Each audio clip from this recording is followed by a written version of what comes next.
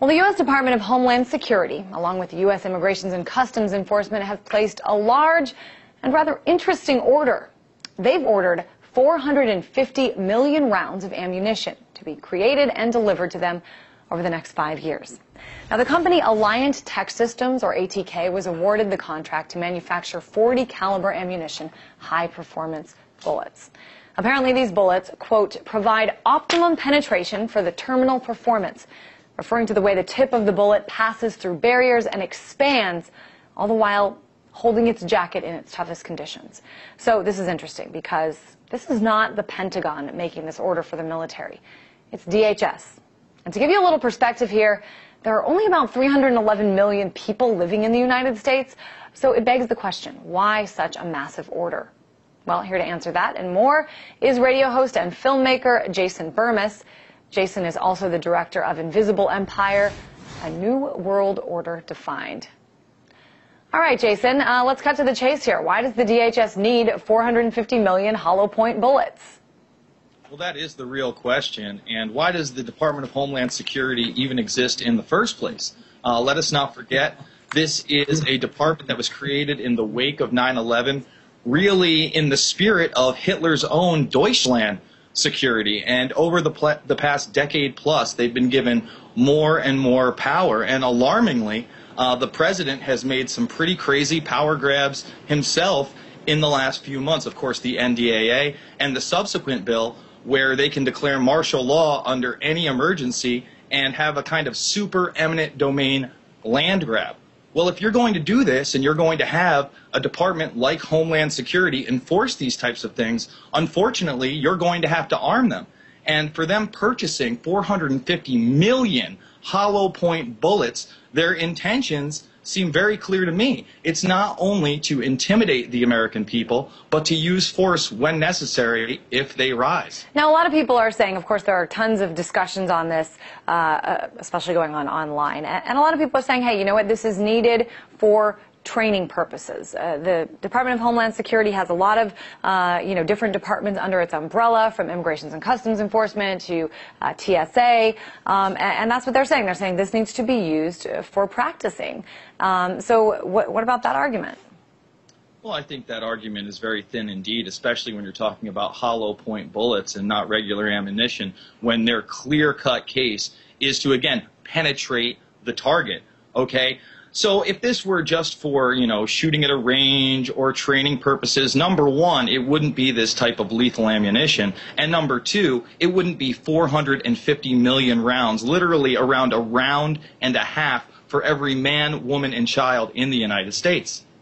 I'm wondering, Jason, do you think there's a larger discussion to be had here? Certainly, I've done a couple stories. I know this past November, Black Friday saw the most gun sales ever, and that's continuing. We are continuing to see very high gun sales in the U.S., and we've already seen the DHS also hiring armed security guards to protect federal buildings. There are some people who say, this is another sign that the U.S. government is preparing for some sort of mass civil unrest. What do you say to that?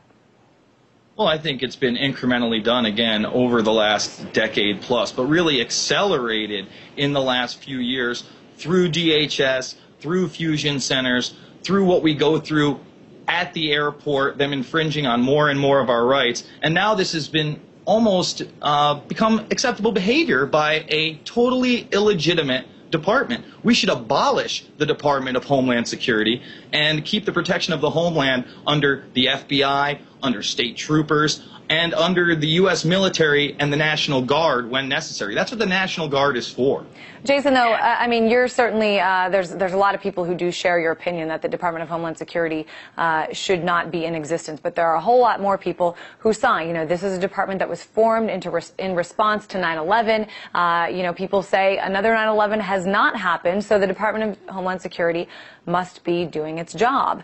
How do you reconcile those arguments? How do you try to convince people that the DHS is useless? Well, unfortunately, many of those terror plots that you're talking about that have been stopped by DHS and other departments were actually manufactured by those departments in the first place. And then when they want to say, you know, United States citizens might rise up and kill police officers, let's look at the Hutari militia. They've now gone through 2 separate trials where 2 separate judges have acquitted them in full, yet the fear-mongering still continues and the memos still continue that are targeting American citizens, libertarians, Ron Paul supporters, people who believe in God and beyond, literally targeting just about every single American citizen that lives here under one guise or the other. I know there's also been some talk of a connection between DHS and a lot of the police forces in this country. I know that when we saw the Occupy Wall Street crackdown, some of those major crackdowns in New York City, there's been some talk that DHS agents were involved, that they've been involved in infiltrating Occupy movements around the country. Do you think this is legitimate? And if so, what's going on here? I absolutely think it's legitimate, and I think it's gone beyond the Occupy movement. I thought we saw some of that stuff in some of the past G20s in Pittsburgh and other places. And I think you're going to still see the evolution of DHS unless we stop this monster. That's why we have people like Napolitano telling us that we're going to have DHS briefs at our local Walmart and our local stores at these telescreens to be worried about terrorism and spy on their neighbors. And that's why these memos are leaking again and again and again, because people who are not only in these departments but work with this department are leaking this to the public because they know it's out of control and wrong. What about this most recent purchase that we started talking about with these 450 million rounds of ammunition, these kind of rare, very harsh kind of bullets? Have you seen anywhere a justification for this? Because I haven't. I haven't seen anything that sort of outlined exactly what this is going to be used for.